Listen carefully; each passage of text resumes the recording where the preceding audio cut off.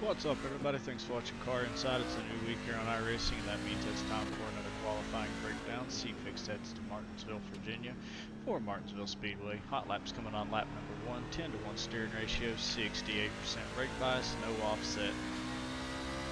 For the race, we'll probably bump that 10 to 1 up to probably a 14 to 1, lower at brake bias somewhere around this 58 to 62% range. Pushing as hard as we can down the straightaways, off the chip each time, braking kind of hard.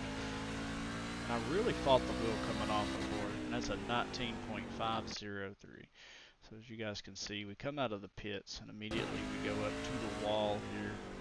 I'm kind of aiming for this Cup Series sign, and then when we get to this one, we start turning down and getting on the throttle.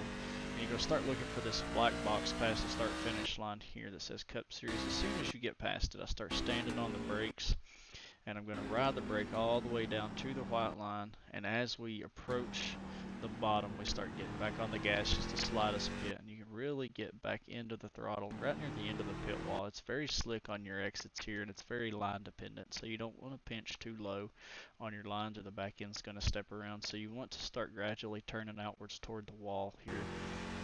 Ride it up over this. You can almost look, there's a little bit of a hump, and if you get too low here, it's really going to step out. So you almost want to stop turning and kind of aim for the wall when you get back on the throttle.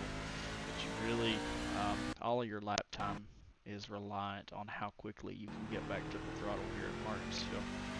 Ride it all the way down the back straightaway. And what you're going to start doing is there's going to be these red lines up here.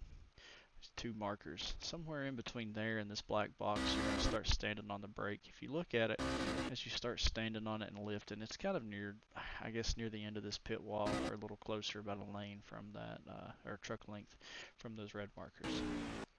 You're going to apply heavy braking here down to the bottom, and then you're going to start looking. There's a little sharp point to the curbing here, and there's also where the grass ends and the concrete begins down here. You're going to drag the brake, and then you're going to start picking up the throttle as you can approach that. As you can see it come into your field of view, it's kind of where you're going to pick up the throttle and then stand on it, really fighting the wheel coming off of turn number 4. I really think that there's more lap time to be had out there. The truck, I felt very inconsistent with my lap times. I really honestly struggled to get this hot lap, and I feel like that it'd be easy to get in the 4s for some of you guys that are watching this. I feel like that, I think top split pole was a 4.89 for the first race of the week, so we're about a 10th off of that. So I feel pretty confident in that. We turned about 50 laps here tonight. We've done a couple different test sessions. The first one, the first one I'd done, I had it set to 4:55 a.m. and I was like, what is going on? Finally figured everything out here and got it set to the right track conditions and temperature and everything. And we are 78 degrees as the generic is, 80-degree track temperature here.